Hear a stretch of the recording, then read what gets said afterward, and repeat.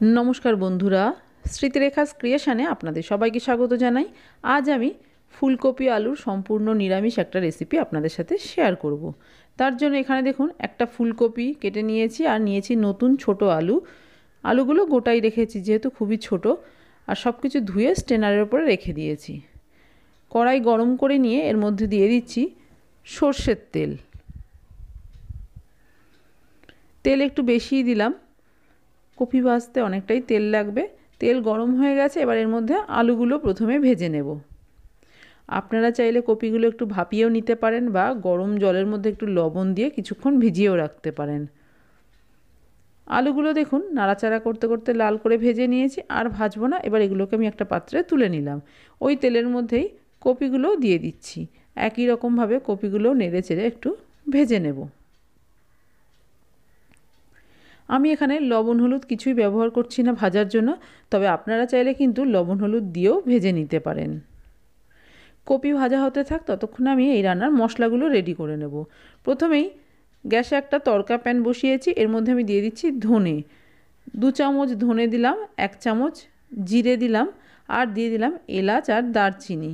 লবঙ্গ এখানে আমি ব্যবহার করছি না। আর দিয়ে দিচ্ছি শুকনো লঙ্কা। ঝালটা অবশ্যই নিজেদের স্বাদ অনুযায়ী দেবেন। এবার এই সব কিছুক্ষণ একটু নেড়েচেড়ে হালকা ভেজে নেব, তবে যেন খুব বেশি ভাজা না হয়, হালকা একটু গরম করে নিলেই হয়ে যাবে। মশলা ভাজা হয়ে গেছে। এবার আমি গ্যাসের ফ্লেম অফ করে মশলাটা একটু ঠান্ডা করে গুঁড়ো করে নেব। আরও একটা পেস্ট রেডি করব, তার জন্য একটা টমেটো আর নিয়েছি আদা কুচি। একটা মিক্সির জার নিয়েছি। এবার এই জারের মধ্যে দিয়ে দেব 7-8টা গোটা কাজু আর দিয়ে দিচ্ছি পোস্ত। এখানে আমি 1 চামচ পোস্ত ব্যবহার করছি। এবার এই দুটো জিনিস একসাথে মিক্সিতে প্রথমে একটু ঘুরিয়ে পাউডার তৈরি করে নিচ্ছি। পাউডার দেখুন তৈরি করা হয়ে গেছে। এবার এর মধ্যে আমি দিয়ে দিচ্ছি টক দই। আপনারা এখানে কাজুর পরিবর্তে চারমগজের ব্যবহারও করতে পারেন। 1 চামচ দই দিলাম। এবার পেস্ট তৈরি করে নেব। এদিকে দেখুন ফুলকপিটাও কিন্তু আমার বেশ ভাজা হয়ে গেছে, আর ভাজার প্রয়োজন নেই। এবার এই ভেজে নেওয়া ফুলকপিগুলোকেও আমি একটা অন্য পাত্রে তুলে নিচ্ছি। কড়াই গরম রয়েছে, কড়াইয়ের মধ্যে আরও কিছুটা সর্ষের তেল দিয়ে দিলাম। তেলের মধ্যে দিয়ে দিলাম গোটা জিরে, তেজপাতা আর শুকনো লঙ্কা। এবার এই ফোড়নটা কিছুক্ষণ একটু নেড়েচেড়ে ভেজে নেব। ফোড়ন ভাজা হয়ে গেছে। এবার এই তেলের ওপরেই দিয়ে দেব কাশ্মীরি লাল লঙ্কার গুঁড়ো 1 চামচ আর দিয়ে দিচ্ছি পরিমাণ মতো হলুদ। এই সময় গ্যাসের ফ্লেমটা একদম লোতে রেখেছি। একটু নেড়েচেড়ে কষিয়ে নিলাম। আপনারা চাইলে এই গুঁড়ো মশলাগুলো জলে ভিজিয়েও কিন্তু তেলের ওপর দিতে পারেন। এবার আদা আর টমেটোর পেস্টটা প্রথমেই দিয়ে দিলাম। ভালো করে কষিয়ে নেব কাঁচা গন্ধটা চলে যাওয়া পর্যন্ত। দেখুন বেশ কিছুক্ষণ ভালো করে কষিয়ে নিয়েছি, কাঁচা গন্ধ একদম চলে গেছে। এবার এর মধ্যে আমি দিয়ে দিচ্ছি কাজু, পোস্ত এবং দইয়ের পেস্ট। এই সময় গ্যাসের ফ্লেমটা একদম লোতে করে দিয়েছি। দই দেওয়া আছে, দইটা ফেটে যেতে পারে, অথবা যেহেতু এখানে বাদাম ব্যবহার করা হয়েছে কড়াইয়ের নিচে লেগেও যেতে পারে, সেই জন্য গ্যাসের ফ্লেমটা লোতে করে দিয়েছি। আবারও কিছুক্ষণ কষিয়ে নেব। বাটিটা ধুয়ে সামান্য একটু জল দিয়ে দিচ্ছি। মশলাটা এবার বেশ ভালো করে কষিয়ে নেব। তেল আলাদা হওয়া পর্যন্ত মশলা কষিয়ে নিতে হবে।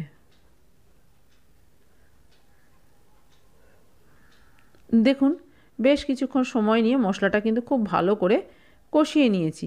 এবার দিয়ে দিচ্ছি যে মশলাটা ভেজে রেখেছিলাম সেই মশলা গুঁড়ো করে নিয়েছি। কিছুটা মশলা রেখে দিলাম, পরে রান্নায় ব্যবহার করব। আবারও কিছুক্ষণ মশলা কষিয়ে নেব। নিরামিষ রান্না, তাই যত ভালো করে মশলা কষিয়ে নেবেন রান্নার স্বাদ ততই ভালো হবে। দেখুন খুব ভালো করে কষানো হয়ে গেছে। দিয়ে দিলাম কড়াইশুঁটি বা মটরশুঁটি, দিয়ে দিলাম চিনি 1 চামচ আর লবণ দিয়ে দিচ্ছি স্বাদ অনুযায়ী। চিনি দেওয়াটা অপশনাল, তবে যেহেতু নিরামিষ রান্না একটু চিনি দিলে খেতে খুব ভালো লাগবে। আবারও কিছুক্ষণ কষিয়ে নিচ্ছি। বেশ ভালো করে কষিয়ে নিয়েছি। এবার এর মধ্যে ভেজে রাখা ফুলকপি আর আলুটা দিয়ে দিলাম। ফুলকপি আলু দিয়ে মশলার সাথে কিছুক্ষণ কষিয়ে নেব। যেহেতু ফুলকপি আর আলু ভাজার সময় আমি কোনো রকম লবণের ব্যবহার করিনি, সেই জন্য এখন মশলার সাথে যদি কষিয়ে নেওয়া হয় তাহলে কিন্তু এই ফুলকপি আলু স্বাদটাও ভীষণই ভালো হবে। ভালো করে নেড়েচেড়ে দিয়েছি, এবার ঢাকা দিয়ে কিছুক্ষণ সব কিছু কষতে দেব। দেখুন বেশ কিছুক্ষণ ঢাকা দিয়ে রেখেছিলাম, এবার ঢাকনা খুলে একটু নেড়েচেড়ে দিচ্ছি। মশলা কষানোর খুব সুন্দর একটা গন্ধ বেরোচ্ছে, মশলা খুব ভালো করে কষানো হয়ে গেছে। এবার এর মধ্যে আমি দিয়ে দিচ্ছি পরিমাণ মতো গরম জল। কপি আলু সেদ্ধ হবে সেটা বুঝেই কিন্তু এখানে জলের ব্যবহারটা করতে হবে। জল দিয়ে ভালো করে নেড়েচেড়ে দিচ্ছি।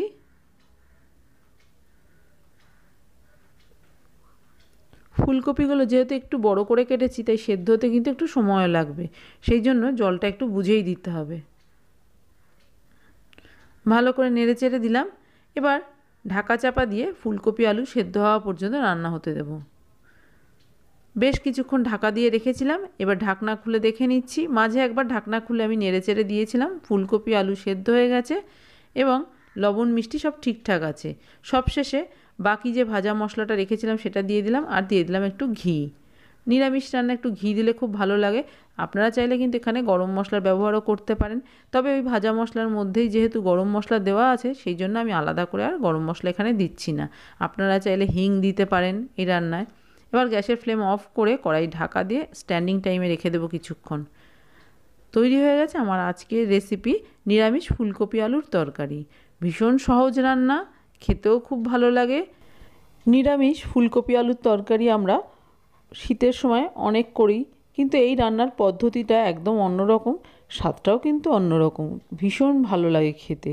রুটি হোক, ভাত, লুচি, পরোটা যে কোনো কিছুর সাথে কিন্তু এই তরকারিটা খুব ভালো লাগে খেতে।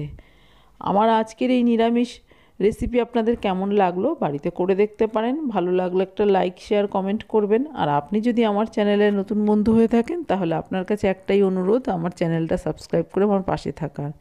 আপনারা সবাই খুব ভালো থাকবেন। আপনাদের সাথে আমার আবার দেখা হবে অন্য কোনো নতুন ভিডিওতে, নতুন কোনো রেসিপির সাথে।